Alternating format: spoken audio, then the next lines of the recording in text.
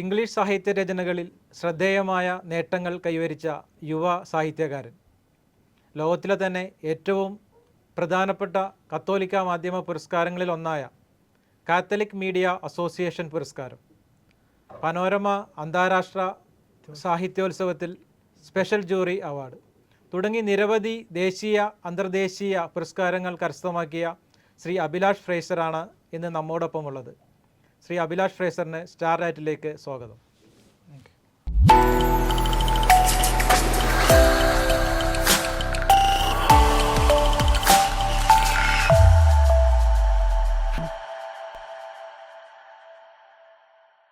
എങ്ങനെയായിരുന്നു എഴുത്തു ജീവിതത്തിലേക്കുള്ള തുടക്കം? ആരൊക്കെയാണ് സ്വാധീനം ചെലുത്തിയ എഴുത്തുകാർ? വളരെ ചെറുപ്പത്തിൽ എൻ്റെ ഡാഡി, അദ്ദേഹത്തിൻ്റെ പേര് KT പൈലി എന്നാണ്. അപ്പോൾ അദ്ദേഹം എനിക്ക് ഒരുപാട് പുസ്തകങ്ങൾ വാങ്ങിത്തരുമായിരുന്നു. ഒരുപാട് വായിച്ചിരുന്ന എൻ്റെ ഡാഡി തന്നെയാണ് ആദ്യമായിട്ട് എന്നെ എഴുത്തിലേക്കും വായനയിലേക്കും ഒക്കെ കൈപിടിച്ച് നടത്തിയത്. ഒരു ദിവസം വൈകുന്നേരം, ഞാൻ 4ാം ക്ലാസ്സിൽ പഠിക്കുമ്പോൾ ഒരു ദിവസം വൈകുന്നേരം അദ്ദേഹം പൈക്കോ ക്ലാസിക്സുമായിട്ട് വീട്ടിലെത്തി. അത് ഷേക്സ്പിയറുടെ മക്ബത്ത് ആയിരുന്നു. അതിൻ്റെ കൂടെ ഹോമറുടെ ഇലിയഡും ഒക്കെ വായിക്കാൻ തുടങ്ങി. അത് വിശ്വസാഹിത്യത്തിലേക്കുള്ളൊരു വാതായനം തുറന്നിട്ടതുപോലെ ആയിരുന്നു. അതിനുശേഷം ഞങ്ങൾ 5ാം ക്ലാസ്സിൽ പഠിക്കുമ്പോൾ സെൻറ്റ് ആൽബർട്ട് സ്കൂളിലാണ് ഞാൻ പഠിച്ചത്.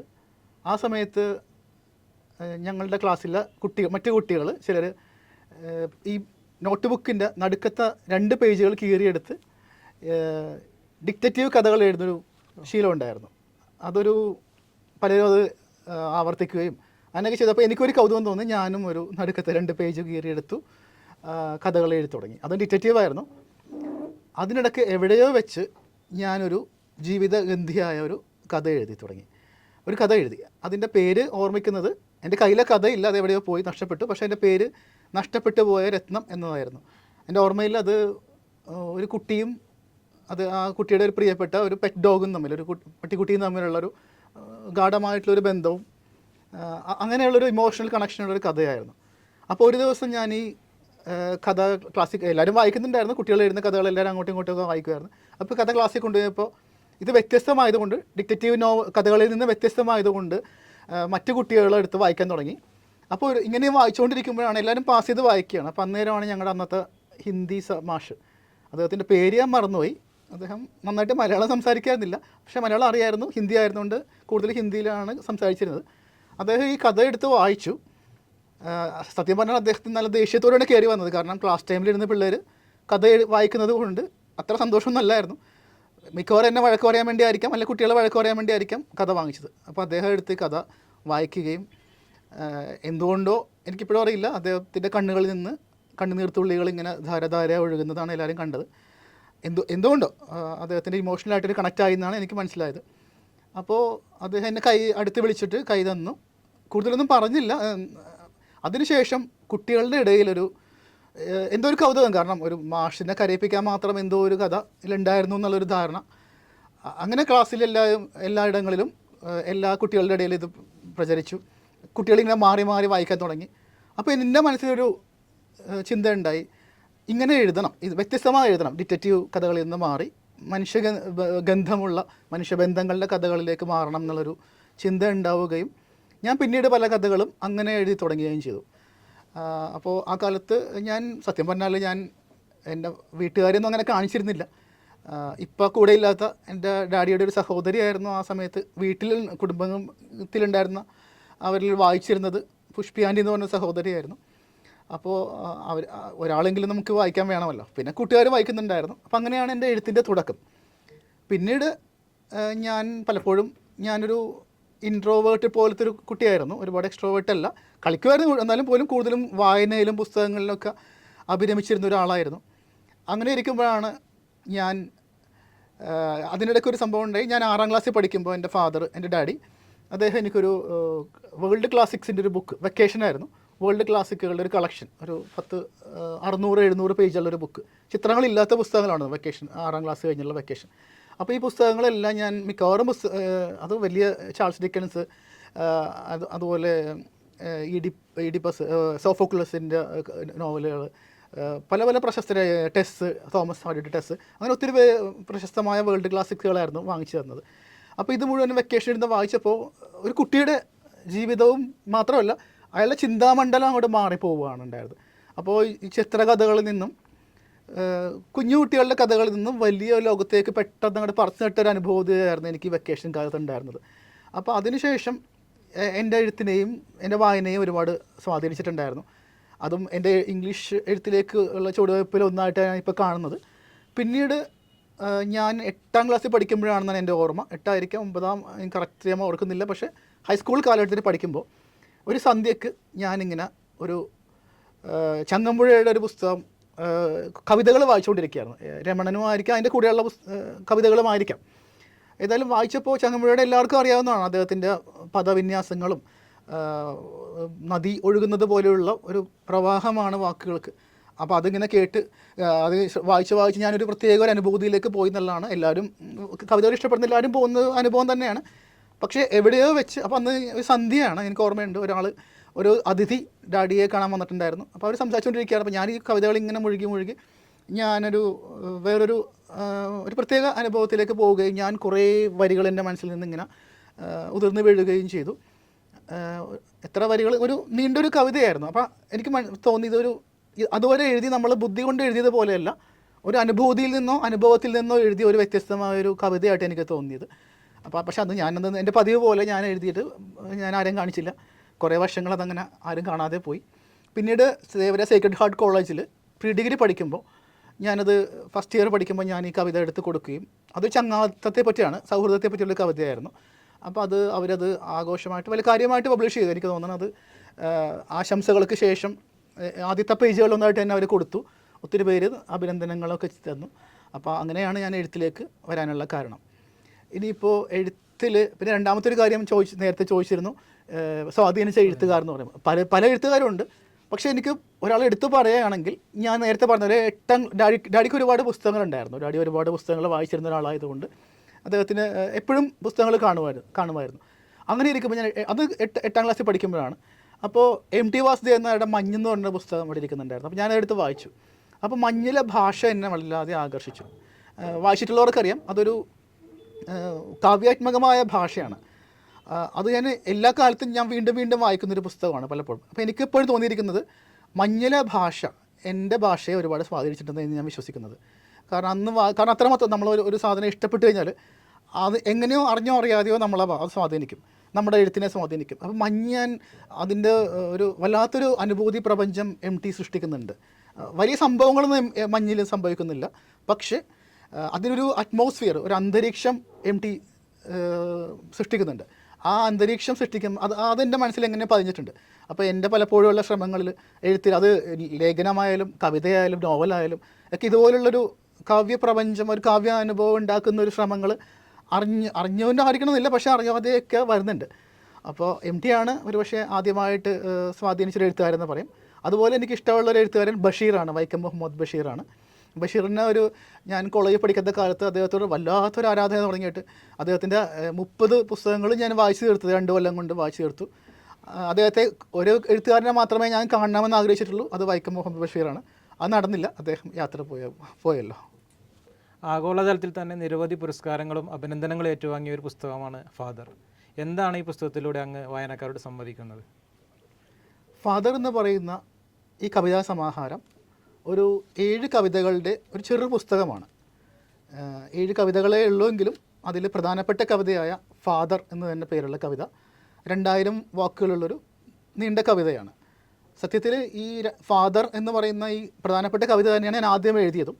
അതാണ് ഞാൻ അമേരിക്കയിലെ വിഫ് ആൻഡ് സ്റ്റോക്ക് എന്ന് പറയുന്ന ഒരു പ്രസാധകർക്ക് അയച്ചു കൊടുക്കുകയും അവരത് എഡിറ്റർമാർ നോക്കി പരിശോധിച്ചതിന് ശേഷം അത് പ്രസിദ്ധീകരിക്കുകയും ചെയ്തു. ഈ ഫാദർ എന്ന് പറയുന്നത് ശരിക്കും ഫ്രാൻസിസ് അസീസിയുടെ കഥയായിട്ടാണ് ഞാൻ എഴുതിയിരിക്കുന്നത്. അദ്ദേഹത്തിൻ്റെ ജീവിതത്തിലെ ഒരു അനർഘ നിമിഷം എന്നൊക്കെ വിളിക്കാവുന്നത്. പക്ഷേ അതിനകത്ത് ഒരുപാട് സമകാലിക ജീവിതവുമായിട്ട്, സമകാലിക മനുഷ്യൻ്റെ പ്രശ്നങ്ങളുമായിട്ടൊക്കെ ധ്വനികളുള്ളൊരു പുസ്തകമാണ്. കൃത്യമായി പറയുകയാണെങ്കിൽ ഫ്രാൻസിസ് അസീസിയുടെ പിതാവ് അദ്ദേഹത്തെ നിരാകരിക്കുന്നൊരു നിമിഷമുണ്ട്. അദ്ദേഹം യേശുവിനെ പിന്തുടരാൻ വേണ്ടി തീരുമാനിച്ച സമയത്ത് ഈ ധനാഢ്യനായ പീറ്റർ ബെർണാഡോൺ പറയുന്നുണ്ട്, നീ എൻ്റെ മകനല്ല, നിനക്കുള്ളതെല്ലാം തിരിച്ചു നൽകണം എന്ന് പറയുമ്പോൾ അദ്ദേഹത്തിൻ്റെ വസ്ത്രം ഉൾപ്പെടെ പിതാവിൻ്റെ കയ്യിൽ ഏൽപ്പിക്കുകയും അനാഥനായി നിൽക്കുകയും ചെയ്യുന്നൊരു നിമിഷമാണ് എൻ്റെ കവിതയുടെ തുടക്കം. നഗ്നനാണ്, പിതാവില്ല, അനാഥനാണ്. ആ സമയത്തുള്ള ഒരു നിലവിളിയാണ് ഈ കവിത. ദൈവത്തോടും പ്രകൃതിയോടും ഒക്കെ നിലവിളിക്കുന്നൊരു മനുഷ്യൻ്റെ വിലാപം പോലെയാണ് കവിതയുടെ പോക്ക്.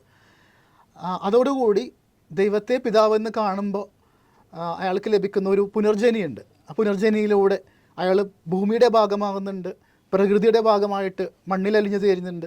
അങ്ങനെയൊക്കെയുള്ളൊരു മിസ്റ്റിക്കൽ അനുഭവം പോലെയാണ് ആ കവിത പോകുന്നത്. അതിൻ്റെ കൂടെ ഇന്നത്തെ മനുഷ്യൻ്റെ, ആധുനിക മനുഷ്യൻ്റെ പല പ്രശ്നങ്ങളും, പ്രത്യേകിച്ച് ദൈവം നഷ്ടപ്പെട്ടു പോയ മനുഷ്യർ, പിതാവ് എന്ന് ദൈവമാകുന്ന പിതാവ് നഷ്ടപ്പെട്ടാൽ ഭൂമിയിലുള്ള മറ്റ് മനുഷ്യരെല്ലാം അന്യരായി പോകും. കാരണം ദൈവം പിതാവായിരിക്കുമ്പോൾ മാത്രമാണ് മറ്റുള്ളവർ സഹോദരങ്ങളാവുന്നത്. അപ്പോൾ ആത്യന്തികമായി ഫാദർ എന്ന് പറയുന്നത് ഒരു സാഹോദര്യത്തിൻ്റെ പുസ്തകമാണ്.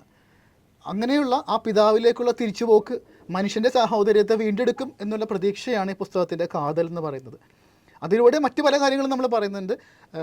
പ്രത്യക്ഷത്തിൽ ഞാൻ നേരത്തെ പറഞ്ഞ പോലെ പ്രത്യക്ഷത്തിൽ ഫ്രാൻസിസ് അസീസിയുടെ കഥ പോലെ തോന്നും, പക്ഷേ അതിലൂടെ കടന്നു വരുന്ന ഇന്നത്തെ മനുഷ്യൻ്റെ വിലാപങ്ങളാണ്. അതിൻ്റെ എനിക്ക് വളരെ സന്തോഷകരമായ കാര്യങ്ങൾ എന്താണെന്ന് വെച്ചാൽ, ടർക്കിയിലെ മാത്രമല്ല ടർക്കിയുടെ പ്രസിഡന്റ് 2 തവണ ആയിരുന്ന, അതോടൊപ്പം ലോക കവിതാ ദിനത്തിൻ്റെ സഹസ്ഥാപകനായ താരിഖ് ഗുണർസേൽ എന്ന് പറയുന്ന ഒരു വലിയ മഹാകവി, അദ്ദേഹത്തിന് ഇത് അയച്ചു കൊടുത്തിട്ടുണ്ടായിരുന്നു. അദ്ദേഹം എന്നോട് സോഷ്യൽ മീഡിയയിലൂടെ ഞങ്ങൾ പരിചയപ്പെട്ട് സംവദിക്കുകയൊക്കെ ചെയ്യുന്ന സമയത്ത് അദ്ദേഹത്തിന് അയച്ചു കൊടുക്കുകയും അദ്ദേഹത്തിൻ്റെ വളരെ പ്രോത്സാഹനജനകമായ ഒരു മറുപടി ലഭിക്കുകയും ചെയ്തു. അപ്പോൾ അദ്ദേഹം പറഞ്ഞത് അദ്ദേഹത്തിൻ്റെ തന്നെ കഥയാണെന്നാണ്. ഞാൻ പറഞ്ഞത് ഫ്രാൻസിസ് അസീസിയുടെ കഥയായിട്ട് അദ്ദേഹം പറഞ്ഞു, ഇല്ല ഇത് എൻ്റെ കഥയാണെന്നാണ് അദ്ദേഹം പറയുന്നത്. കാരണം അദ്ദേഹത്തിൻ്റെ അച്ഛൻ ചെറുപ്പത്തിൽ ഉപേക്ഷിച്ച് പോയി, അമ്മ വളർത്തി വലുതാക്കിയാണ്. അപ്പോൾ അദ്ദേഹത്തിൻ്റെ വലിയൊരു ആഴമായ ഒരു ഫാദർ വുണ്ട് എന്നൊക്കെ വിളിക്കാവുന്ന ഒരു അവസ്ഥ ഉണ്ടായിരുന്നു. പക്ഷേ എന്തുകൊണ്ടോ അദ്ദേഹത്തിൻ്റെ സൗഖ്യത്തിൻ്റെ ഒരു സ്പർശം കിട്ടിയെന്നാണ് അദ്ദേഹത്തിൻ്റെ മറുപടി എന്ന് എനിക്ക് മനസ്സിലായി. എന്തോ അദ്ദേഹത്തെ വിളി തട്ടി, ഒരു പിതാവ് എന്ന് പറയുന്നൊരു ഫീലിംഗ് ഉണ്ടായി. അപ്പോൾ എനിക്ക് തോന്നി പല രീതിയിൽ പല മനുഷ്യരെയും പല രീതിയിലാണ് ഫാദർ അനുഭവിപ്പിക്കുന്നത്. അതുപോലെ തന്നെ സാംബിയയുടെ സെക്രട്ടറി ജനറൽ എന്ന് അയക്കുന്ന നിക്കോളാസ് കവിങ്ക എന്ന് പറയുന്ന മറ്റൊരു കവിയും ഇദ്ദേഹത്തിൻ്റെ ഞങ്ങളുടെ ഗ്രൂപ്പിൽ ഇട്ട സമയത്ത്, ഞങ്ങളുടെ എഴുത്തുകാരുടെ ഗ്രൂപ്പുണ്ട്, അതിലിട്ട സമയത്ത് അദ്ദേഹം പറഞ്ഞതും ഇതൊരു ആഴമുള്ള മനുഷ്യ സങ്കടങ്ങളുടെ വ്യഥയാണ് എന്നൊക്കെ പറയുന്നുണ്ട്. അപ്പോൾ അദ്ദേഹം സാംബിയൻ ജനതയുടെ മൊത്തം ആകമാനമായുള്ള ഒരു ദുഃഖത്തിൻ്റെ നിലവിളിയായിട്ടൊക്കെയാണ് അവർ കാണുന്നത്. അപ്പോൾ അതുകൊണ്ട് പലരും അങ്ങനെയൊക്കെ അനുഭവിക്കുന്നു എന്ന് പറയുമ്പോൾ നമ്മുടെ പുസ്തകം വേണ്ട രീതിയിൽ വായിക്കപ്പെടുന്നു, മനുഷ്യൻ്റെ പ്രശ്നങ്ങളോടുകൂടി സംവദിക്കുന്നു എന്നുള്ള ഒരു സന്തോഷം ഉണ്ട്. ഇംഗ്ലീഷ് സാഹിത്യ രചനയോടൊപ്പം തന്നെ മലയാളത്തിലും നിരവധിയായിട്ടുള്ള പുസ്തകങ്ങൾ അഭിലാഷ് രചിച്ചിട്ടുണ്ട്. പ്രപഞ്ചഗാഥ, സജലം, ദലമർമരം ഉൾപ്പെടെയുള്ള സാധാരണക്കാർക്ക് പെട്ടെന്ന് മനസ്സിലാക്കാൻ പറ്റാവുന്ന നിരവധിയായ ബുക്കുകളും അഭിലാഷിൻ്റേതായിട്ടുണ്ട്. എന്തൊക്കെയാണ് അതിൻ്റെ ഉള്ളടക്കമായിട്ട് മലയാളികൾ മനസ്സിലാക്കുന്നത്? പ്രപഞ്ചഗാഥയുടെ കാര്യം പറഞ്ഞാൽ അല്പം രസകരമാണ്.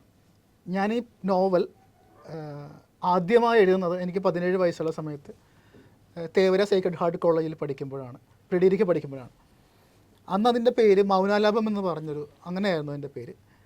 ആ കാലത്ത് എഴുതുകയും അന്ന് 2000-ൽ, അതിന് ശേഷം കുറച്ച് വർഷങ്ങൾക്ക് ശേഷം 2000-ലാണെന്ന് തോന്നുന്നു, അതിനൊരു അവാർഡ് ലഭിച്ചു. പിന്നീട് എനിക്ക് തോന്നി, വർഷങ്ങൾ കഴിഞ്ഞപ്പോൾ എനിക്ക് തോന്നി അതിന് ഒന്നുകൂടി പുതുക്കി എഴുതണം. കാരണം അതൊരു ഒരുപാട് പഴകിയ ചെറുപ്പകാലത്ത് എഴുതിയ പുസ്തകമല്ല. അതുകൊണ്ട് ഈ അടുത്ത കാലത്ത് കുറച്ച് വർഷങ്ങൾക്ക് മുമ്പ് ഞാനത് വീണ്ടും റീറൈറ്റ് ചെയ്തു. അതിന് പ്രപഞ്ചഗാഥ എന്ന പേരും കൊടുത്തു. പക്ഷേ എൻ്റെ ഉള്ളടക്കം അത് തന്നെയാണ്, പക്ഷേ അതിൻ്റെ ആഖ്യാനത്തിൽ വ്യത്യാസങ്ങളുണ്ട്, കുറച്ച് ഭാഷയിൽ വ്യത്യാസമുണ്ട്. അപ്പോൾ ഏതായാലും അതിന് വീണ്ടും ഒരു അവാർഡ് കിട്ടി. തൃശ്ശൂരിൽ നിന്ന് ക്രിയേറ്റീവ് അവാർഡ് കിട്ടിയായിരുന്നു. ഇതിൻ്റെ കഥ ഒരു സംഗീതജ്ഞൻ്റെ കഥയാണ്. അയാൾ ആലാപനം വിലക്കപ്പെട്ട ഒരു ഗായകൻ്റെ ഗാഢമായ നൊമ്പരം എന്നൊക്കെ വിളിക്കാവുന്ന ഒരു കഥയാണ്.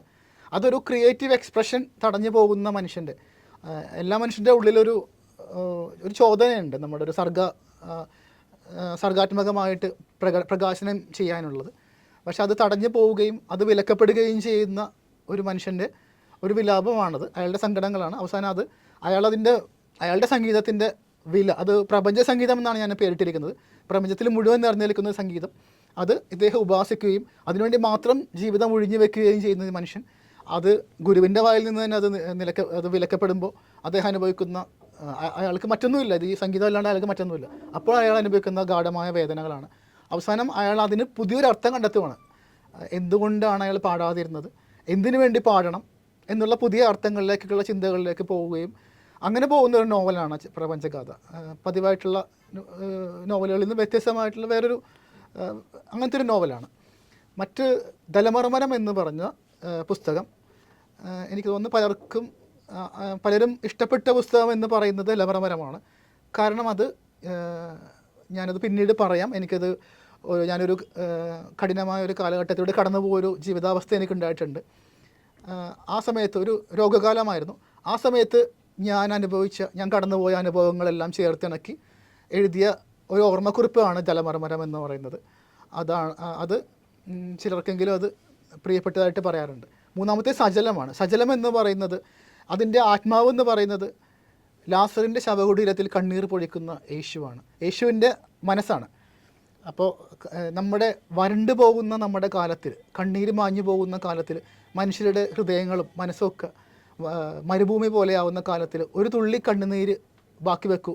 കണ്ണിൽ മാത്രമല്ല ഹൃദയത്തിലും ആർദ്രതയുടെ ഒരു ഗീതം പാടുന്ന കുറേ കുറിപ്പുകളുടെ, പ്രത്യേകിച്ച് പലതിൻ്റെയും പേരിൽ, മതത്തിൻ്റെ, വർഗീയതയുടെ, മറ്റ് പല കാരണങ്ങളും നമ്മൾ വഴക്കുണ്ടാക്കാൻ, തല്ലുപിടിക്കാനും യുദ്ധത്തിനൊക്കെ കാരണങ്ങൾ ഉണ്ടാകുന്നുണ്ട്.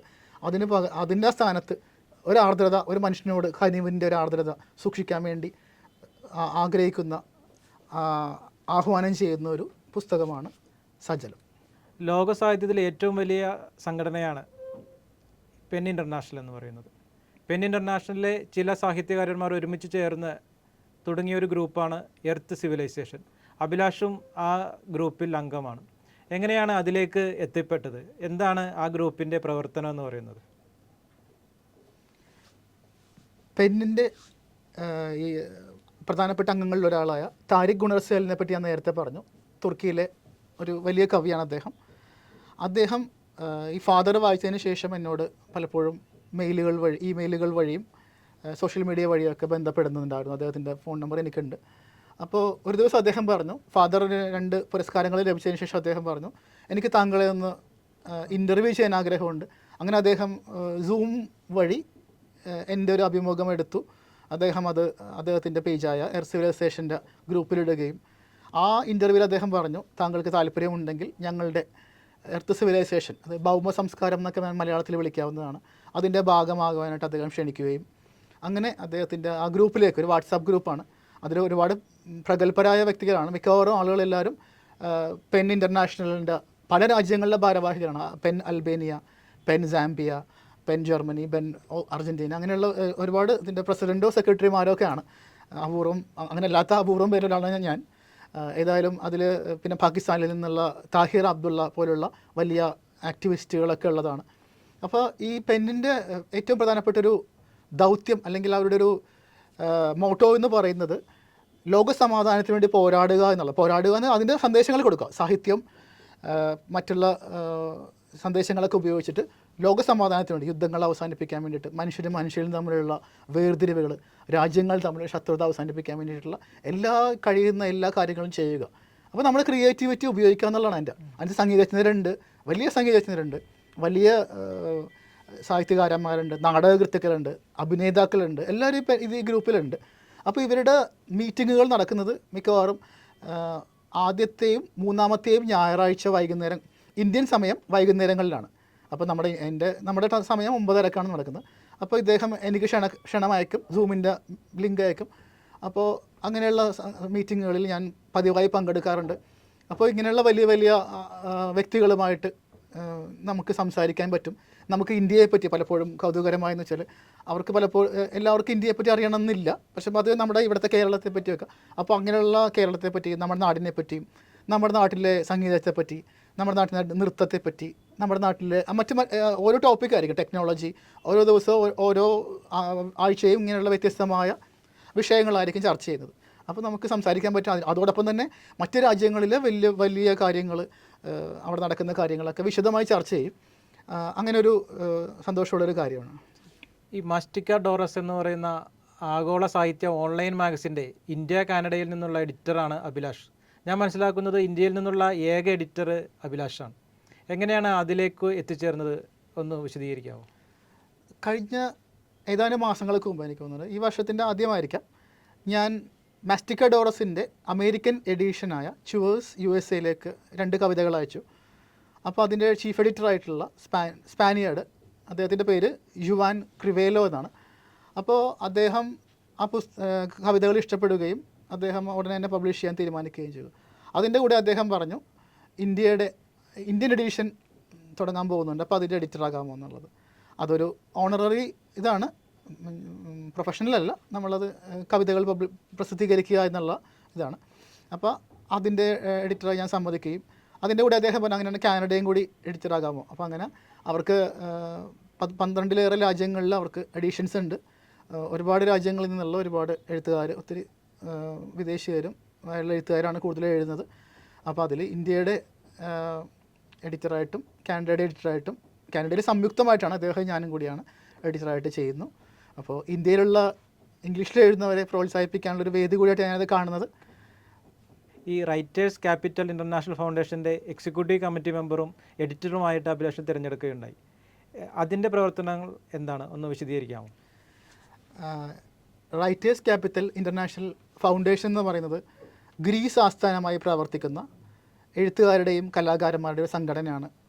90ഓളം രാജ്യങ്ങളിൽ നിന്നുള്ള എഴുത്തുകാരും കലാകാരന്മാരും ഇതിൻ്റെ ഭാഗമാണ്. അവർ നടത്തിയ ഒരു ഫെസ്റ്റിവലാണ്, വർഷങ്ങളായിട്ട് നടത്തിക്കൊണ്ടിരിക്കുന്ന ഫെസ്റ്റിവലാണ് പനോരമ ഇൻ്റർനാഷണൽ ലിറ്ററേച്ചർ ഫെസ്റ്റിവൽ. അതിലാണ് എൻ്റെ ഒരു ഫാദറിന് സ്പെഷ്യൽ ജൂറി പുരസ്കാരം കിട്ടിയത്. അപ്പോൾ അങ്ങനെ ഇരിക്കുമ്പോൾ അവരെന്നെ അതിൻ്റെ പ്രസിഡൻറ്റ് പ്രത്യേക താല്പര്യപ്രകാരം എന്നെ അതിൻ്റെ എക്സിക്യൂട്ടീവ് അംഗമായിട്ട് തിരഞ്ഞെടുത്തു. അതുകൂടാതെ ഈ കഴിഞ്ഞ 2 മാസങ്ങൾക്ക് മുമ്പായിട്ട് അവരുടെ എഡിറ്റർമാരിൽ ഒരാളായിട്ട് എഡിറ്റോറിയൽ ടീമിലേക്ക് അവരെന്നെ എടുത്തിട്ടുണ്ട്. അവരുടെ പ്രവർത്തനങ്ങൾ പ്രധാനമായിട്ടും അവർ ഐക്യരാഷ്ട്രസഭയുടെ സിവിൽ സൊസൈറ്റീസിൻ്റെ ഭാഗമാണിത്, രജിസ്റ്റേർഡാണ്. അപ്പോൾ അതും ലോക സമാധാനത്തിന് വേണ്ടിയിട്ട് പ്രവർത്തിക്കുന്ന ഒരു സംഘടനയാണ്. കലയും സാഹിത്യവും സർഗാത്മകതയൊക്കെ ലോകത്തിൻ്റെ നന്മയ്ക്കും സമാധാനത്തിനും വേണ്ടി ഉപയോഗിക്കുക എന്നതാണ് അവരുടെ മോട്ടോ. ജലമർമ്മരം എന്ന് പറയുന്ന പുസ്തകത്തെക്കുറിച്ച് നേരത്തെ സൂചിപ്പിച്ചപ്പോൾ അതിൽ ജീവിതഗന്ധിയായ നിരവധി അനുഭവങ്ങൾ അങ്ങ് അതിൽ ഉൾപ്പെടുത്തിയിട്ടുണ്ടെന്ന് പറഞ്ഞല്ലോ. മരണത്തെ മുഖാമുഖം കണ്ട പല സന്ദർഭങ്ങളും ഉണ്ടായിട്ടുണ്ട്. അപ്പോൾ ഇത്തരം സന്ദർഭങ്ങൾ നമ്മുടെ പുസ്തക രചനയിൽ അങ്ങയെ സ്വാധീനിച്ചിട്ടുണ്ടോ? തീർച്ചയായിട്ടും. അതൊരു കാലഘട്ടത്തിൻ്റെ അതിലൂടെ കടന്നു പോകുന്ന കാലഘട്ടത്തിൽ എഴുതിയതിൽ പ്രത്യേകമായിട്ടും അതിനുശേഷം അതിൻ്റെ കാഴ്ചപ്പാടുകൾ എൻ്റെ പല പുസ്തകങ്ങളിലും അതിനുശേഷം ഉണ്ടായ പല പുസ്തകങ്ങളിലും കാര്യമായിട്ടുള്ളൊരു പ്രകാശം ചിന്തിയിട്ടുണ്ടെന്നാണ് എൻ്റെ ഒരു വിശ്വാസം. നേരത്തെ പറഞ്ഞതുപോലെ ഞാനൊരു 10-22 വർഷം മുമ്പ് ഞാനിന്ന് ചിലർക്കറിയാവുന്ന പോലെ സെമിനാരി വിദ്യാർത്ഥിയായിരുന്നു, കർമ്മലീത്ത സഭയുടെ അംഗമായിരുന്നു. അപ്പോൾ അവിടെ വെച്ചാണ് എനിക്ക് ഗുരുതരമായൊരു രോഗം പിടിപെടുന്നതും ഞാൻ വീട്ടിലേക്ക് വരാനുള്ള അവസ്ഥയിൽ എത്തിച്ചേരുന്നതും. നീണ്ട കാലങ്ങളിൽ ഒരു 2-3 വർഷത്തോളം മരണത്തെ മുഖാമുഖം കണ്ട് എന്ന് തന്നെ പറയാവുന്നൊരു അവസ്ഥയിലൂടെ കടന്നു പോയിട്ടുണ്ട്. ആ സമയത്ത് എഴുതിയ പല ലേഖനങ്ങളിലും എൻ്റെ ഈ കാഴ്ചപ്പാടുകൾ കടന്നു പോകുന്ന അനുഭവങ്ങളൊക്കെ വന്നിട്ടുണ്ടായിരുന്നു. അതിനുശേഷം ആണ് എൻ്റെ പല പുസ്തകങ്ങളും ഇറങ്ങിയത് തന്നെ. പ്രത്യേകിച്ച് ദലമർമ്മരത്തിൽ എൻ്റെ വ്യക്തിപരമായ അനുഭവങ്ങൾ അതിനകത്ത് ഏറെയുണ്ട്. അതുകൊണ്ടായിരിക്കണം ഞാൻ നേരത്തെ പറഞ്ഞ പോലെ പലർക്കും ദലമർമ്മരം ഒരു പ്രചോദനമോ നേരത്തെ ഒരു സാന്ത്വനമോ ചെറിയൊരു തിരിവട്ടമോ ഒക്കെ ആയിട്ടെന്ന് അനുഭവപ്പെട്ടെന്ന് പറയാറുണ്ട്. വ്യക്തിപരമായിട്ടും ഒരു പ്രത്യേക അനുഭവത്തിലൂടെ ഒരു പ്രത്യേക കാലത്തിലൂടെ കടന്നു പോയതുകൊണ്ട് അത് എനിക്കും പേഴ്സണലി ഒരു ഇഷ്ടപ്പെട്ടൊരു പുസ്തകം തന്നെയാണ്. എഴുത്തുകാരനാകാൻ ആഗ്രഹിക്കുന്ന പുതിയ തലമുറയിലെ കുട്ടികളോട് എന്താണ് അങ്ങേക്ക് പറയാനുള്ളത്? എൻ്റെ വ്യക്തിപരമായ കാര്യം പറയുകയാണെങ്കിൽ ആദ്യകാലങ്ങളിൽ ഞാൻ വളരെ സ്വകാര്യമായിട്ടാണ് എഴുതിയിരുന്നത്. അനേകം വർഷങ്ങൾ ഞാൻ എഴുതിയ പല കാര്യങ്ങളും എൻ്റെ വീട്ടുകാർക്ക് പോലും അറിയില്ലായിരുന്നു.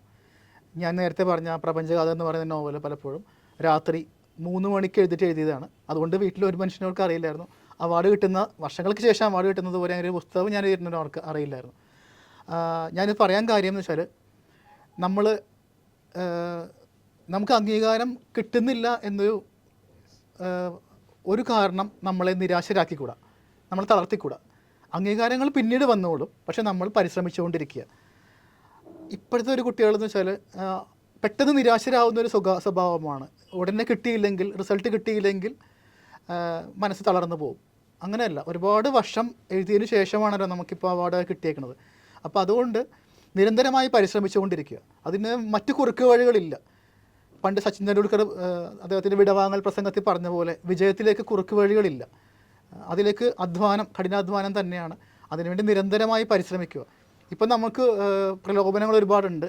പ്രത്യേകിച്ച് മൊബൈൽ ഫോൺ, കമ്പ്യൂട്ടർ, ലാപ്ടോപ്പും ഗെയിംസും എല്ലാം ഉണ്ട്. ആ സമയത്ത് ആ ഒരു സാഹചര്യത്തിൽ നമ്മൾ വീണ്ടും വായനയിലേക്ക് തിരിച്ചു പോവുക. വായനയ്ക്ക് പകരമായിട്ട് മറ്റൊന്നുമില്ല. അതിന് പകരം നമ്മൾ ഒരു വിഷ്വലൈസേഷനും വിഷ്വൽ പ്രോഗ്രാംസും വായനയ്ക്ക് പകരമാവുന്നില്ല. അതൊരു ആഡ് ഓൺസ് ആയിട്ട് മാത്രമേ നമുക്ക് കാണാൻ പറ്റുള്ളൂ. അതുകൊണ്ട് വായനയിലേക്ക് മടങ്ങി പോകാതെ തന്നെയാണ്. ഒരുപാട് പുസ്തകങ്ങൾ ഞാൻ ഇടയ്ക്ക് പറയാറുണ്ടായിരുന്നു. ഞാൻ പ്രീ ഡിഗ്രിക്ക് പഠിച്ചുകൊണ്ടിരിക്കുന്ന 2 വർഷങ്ങളിൽ 400-ലേറെ പുസ്തകങ്ങളാണ് ഞാൻ വായിച്ചത്. മിക്കവാറും എൻ്റെ വീട് പബ്ലിക് ലൈബ്രറിയിൽ നിന്ന് വലിയ ദൂരം ഉണ്ടായിരുന്നില്ല. അപ്പോൾ മിക്കവാറും ദിവസങ്ങളിൽ ഞാൻ പബ്ലിക് ലൈബ്രറിയിൽ പോയിട്ട് ഒരു പുസ്തകം എടുക്കും. അത് മിക്കവാറും അന്ന് തന്നെ വായിച്ചു തീർക്കും. അത് അടുത്ത പുസ്തകം എടുക്കും. പരമാവധി വായിക്കാനുള്ളൊരാഗ്രഹം. ഇന്ന് അങ്ങനെ വായിക്കുന്നില്ല. പക്ഷേ എങ്കിൽ പോലും ഇന്നിൻ്റെ വായന മാറി. ഒരുപാട് വായിക്കുന്നില്ല, പക്ഷേ കുറച്ചുകൂടി മനനം ചെയ്ത് സമയമെടുത്താണ് വായിക്കുന്നത്. പക്ഷേ എനിക്കൊന്ന് കുട്ടികൾക്ക് അത്ര വേഗം വായിക്കാമെന്ന് എനിക്ക് തോന്നുന്നത്. അപ്പോൾ ആ കാര്യത്തിൽ സന്തോഷമുണ്ട്. എൻ്റെ മകൻ ഈ ഇടയ്ക്ക്, എൻ്റെ മൂത്ത മകൻ ഖാലിദ് ഹുസൈനിയുടെ 2 വലിയ പുസ്തകങ്ങൾ എടുത്ത് വായിച്ച് തീർത്തത് സന്തോഷമുണ്ട്. അപ്പോൾ അങ്ങനെയുള്ള വായിക്കുന്ന കുട്ടികളെ കാണുമ്പോൾ പ്രത്യേക സന്തോഷമാണ്. കാരണം പലരും ഇന്ന് പരാതി പറയുന്നത് കുട്ടികൾ വായിക്കുന്നില്ല എന്നതാണ്.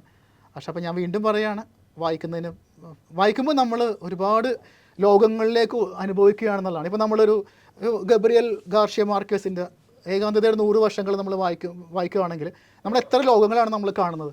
അതുപോലെ ലിയോ ടോൾസ്റ്റോയുടെ വാർ ആൻഡ് പീസ് വായിക്കുമ്പോൾ നമ്മൾ റഷ്യയിൽ ജീവിക്കുന്നത് പോലെയാണ്. അതുപോലെ നമ്മൾ ഏത് ഷേക്സ്പിയറുടെ പുസ്തകങ്ങൾ വായിക്കുമ്പോൾ നമ്മൾ വേറൊരു കാലഘട്ടത്തിലേക്ക് പോവുകയാണ്. കാളിദാസൻ്റെ മറ്റ് പ്രശസ്തരായ എഴുത്തുകാരുടെയൊക്കെ വായിക്കുമ്പോൾ നമ്മൾ വേറൊരു ലോകത്തേക്ക്, വേറൊരു കാലത്തിലേക്കൊക്കെ യാത്ര ചെയ്യുകയാണ്. അതുപോലെ നമ്മുടെ അറിവുകൾ മാത്രമല്ല, അനുഭൂതികളും അനുഭവങ്ങളും കൂടി വിപുലമാവുകയാണ്. അതുകൊണ്ടാണ് പിന്നെ നമ്മുടെ ഇമാജിനേഷൻ വളരുന്നത്. നമ്മളത് കാണുമ്പോൾ നമ്മൾ മനസ്സിലൊരു ചിത്രം രചിക്കുന്നത്. നമ്മൾ അവരെഴുതിയ ചിത്രമായിരിക്കണം എന്നില്ല, അതിനപ്പുറത്തേക്ക് നമ്മുടെ ഭാവന കൊണ്ട് വേറൊരു ചിത്രം, നമ്മുടെ ഒരു മനോചിത്രം എന്നൊക്കെ വിളിക്കാവുന്ന ഒരു സംഭവങ്ങളിലേക്ക് നമ്മൾ എത്തിപ്പെടുകയാണ്. അപ്പോൾ എഴുതാൻ ആഗ്രഹിക്കുന്നവർ, ഞാൻ നേരത്തെ പറഞ്ഞത്, നിരാശരാകാതിരിക്കുക, എഴുതിക്കൊണ്ടേയിരിക്കുക. ഞാൻ ഇടയ്ക്ക് പറയാറുള്ളത് പോലെ കൊയ്ത്തിനൊരു കാലമുണ്ട്, വിതയ്ക്കാനൊരു കാലമുണ്ട്, അതുപോലെ തന്നെ കൊയ്ത്ത്. അപ്പോൾ നമുക്ക് കൃത്യമായ കാലത്ത് നമുക്ക് അതിൻ്റെ ഫലം കിട്ടും. അതുകൊണ്ട് നിരാശരാകാതെ എഴുതിക്കൊണ്ടിരിക്കുക. അപ്പോൾ നമ്മൾ പറയാറുണ്ടല്ലോ, പൗലോ കൊയ്ലോ അങ്ങനെയുള്ളവർക്ക് 54-ാമത്തെ വയസ്സിലാണ് പൗലോ കൊയ്ലോ ആൽക്കമിസ്റ്റ് എഴുതിയത്. അതുപോലെ ഹെർമൻ മെൽവിൽ, എനിക്ക് വളരെ ഇഷ്ടപ്പെട്ടൊരു അമേരിക്കൻ സാഹിത്യകാരനാണ്, മോബി ഡിക്ക് എഴുതിയത്, നിങ്ങൾക്ക് കേട്ടിട്ടുണ്ടാവും.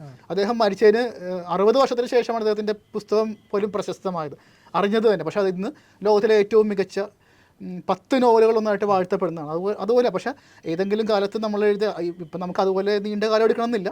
പക്ഷേ എങ്കിലും നമ്മൾ എഴുതിക്കൊണ്ടിരിക്കുന്ന ഇപ്പോഴൊക്കെ വേഗം റിസൾട്ട് കിട്ടുന്ന കാലമാണ്. എന്നാലും നമ്മൾ ഉടനെ കിട്ടിയില്ല എന്ന് പറഞ്ഞ് നിരാശരാകണ്ട, ശ്രമിച്ചുകൊണ്ടേയിരിക്കുക, അതുപോലെ വായിച്ചുകൊണ്ടേയിരിക്കുക. പിന്നെ ഞാൻ പറയുന്നതെന്ന് വെച്ചാൽ ഞാനിപ്പോഴും ഒരു സ്റ്റുഡൻ്റായിട്ടാണ് ഞാൻ തന്നെ കാണുന്നത്. ഞാനിപ്പോഴും ഇംഗ്ലീഷിൽ പുതിയ വാക്കുകൾ കണ്ടാൽ, പുതിയ പ്രയോഗങ്ങൾ കണ്ടാൽ ഞാൻ എൻ്റെ കമ്പ്യൂട്ടറിൽ എനിക്കൊരു പേജ് ഉണ്ട്, അതിൽ ഞാൻ എഴുതി വെക്കുന്നുണ്ട്. ഞാനത് അടുത്ത പ്രാവശ്യം ഞാൻ എഴുതുമ്പോൾ ആ വാക്കുകൾ ഉപയോഗിക്കുന്നുണ്ട്, ആ എക്സ്പ്രഷൻസ് ഉപയോഗിക്കുന്നുണ്ട്. അത് എന്നും തുടരണമെന്നാണ് എൻ്റെ ആഗ്രഹം. എനിക്ക് തോന്നുന്നത് വിദ്യാർത്ഥികളെന്നല്ല, നമുക്ക് പ്രായം ആയവർക്കും ശ്രമിക്കാവുന്നതാണ്. കാരണം നമ്മളൊരിക്കലും ഒന്നും പൂർണ്ണരാകുന്നില്ല, നമ്മളെല്ലാ ദിവസവും പഠിച്ചുകൊണ്ടിരിക്കുകയാണ്. അങ്ങനെയുള്ളവർ ശ്രമിച്ചാൽ നമ്മുടെ ആഗ്രഹിക്കുന്നിടങ്ങളിൽ നമുക്ക് എത്താൻ പറ്റും. ഔദ്യോഗിക തിരക്കുകൾക്കിടയിലും സാഹിത്യ രചനകൾക്കിടയിലും സഭയോടത് ചിന്തിക്കാനും പ്രവർത്തിക്കാനും അഭിലാഷ് നിരവധി സമയം കണ്ടെത്തുന്നുണ്ട്. ഇടവകയിൽ മതബോധന രംഗത്ത് ഇപ്പോഴും സജീവമായിട്ട് പ്രവർത്തിക്കുന്ന ഒരു വ്യക്തിയാണ്. എങ്ങനെ അതിന് സമയം കണ്ടെത്താനായിട്ട് സാധിക്കുന്നു?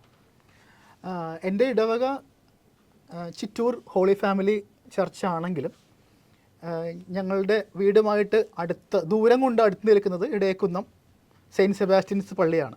അപ്പോൾ അതുകൊണ്ട് തന്നെ ഞാൻ വേദപാഠം പഠിപ്പിക്കുന്നത് സെയിൻറ്റ് സെബാസ്റ്റ്യൻ പള്ളിയിലാണ്. അപ്പോൾ അവിടെയുള്ള സുഹൃത്തുക്കളുമായിട്ട് നല്ല ബന്ധമുണ്ട്, ജിബിനസിനും ആയിട്ടൊക്കെ നല്ല ബന്ധമുണ്ട്. ഞാൻ 3-4 വർഷമായിട്ട് 10ാം ക്ലാസ്സിലെ കുട്ടികൾക്ക് വേണ്ടിയാണ് വേദപാഠം പഠിപ്പിക്കുന്നത്. അത് ദൈവത്തിന് നമുക്ക് എന്തെങ്കിലുമൊക്കെ ചെയ്യണ്ടേ. അപ്പോൾ അതുകൊണ്ട് നമ്മൾ ചെയ്യാവുന്നൊരു സമയം ഞാൻ എപ്പോഴും ബോധവാനാണ് നമ്മുടെ പുതിയ തലമുറയെക്കുറിച്ച്. അവരുടെ ആത്മീയ ആവശ്യങ്ങൾ, നമ്മൾ വെല്ലുവിളികൾ നിറഞ്ഞ ഈ ലോകത്തിൽ അവരെ ക്രിസ്തുവിൻ്റെ മനസ്സോടുകൂടി ജീവിക്കാനായിട്ട് എക്വിപ്ഡ് ആക്കാനുള്ളൊരു ചിന്ത എനിക്ക് എപ്പോഴും ബോധർ ചെയ്യാറുണ്ട്. അപ്പോൾ അതിൻ്റെ ഭാഗമായിട്ട് ഞാൻ എന്നാൽ കഴിയുന്ന രീതിയിൽ ഞാൻ അവർക്ക് വേണ്ടി എന്തെങ്കിലുമൊക്കെ എനിക്ക് കഴിയാവുന്ന വാക്കുകൾ പറഞ്ഞു കൊടുക്കുന്നു.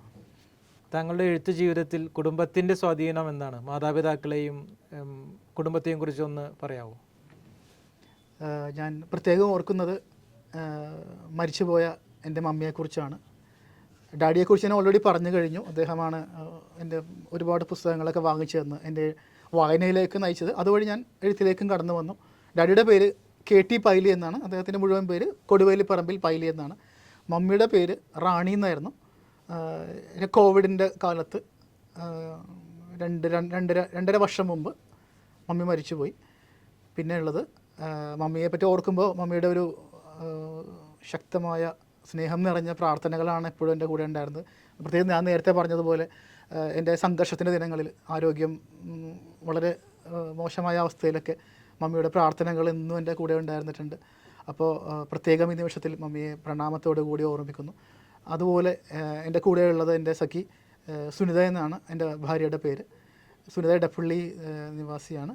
പുള്ളിക്കാരി വർമ്മ ഹോംസ് എന്ന് പറയുന്ന ഒരു ആർക്കിടെക്ചറൽ ബിൽഡർ ഫേമിൽ ജോലി ചെയ്യുന്നു. മക്കൾ 2 പേരാണ്. ഒരാൾ 8ാം ക്ലാസ്സിൽ പഠിക്കുന്ന എസെക്, രണ്ടാമത്തേത് 5ാം ക്ലാസ്സിൽ പഠിക്കുന്ന ഇസാൻ. 2 പേരും ഡോൺ ബോസ്കോ സ്കൂളിൽ പഠിക്കുന്നു. 2 പേരും എഴുതി തുടങ്ങിയിട്ടുണ്ട് എന്നുള്ളത് സന്തോഷമുണ്ട്. കൂടുതലും ഇംഗ്ലീഷിലാണ് അവർ 2 പേരും എഴുതുന്നത്. അവർ വായിക്കുന്നുമുണ്ട്. മൂത്താൾ കുറച്ചുകൂടി നന്നായിട്ട് വായിക്കുന്നുണ്ട്. ഇളയാൾ വായിച്ചു തുടങ്ങിയിട്ടുണ്ട്. അപ്പോൾ ഇതാണ് എൻ്റെ കുടുംബം.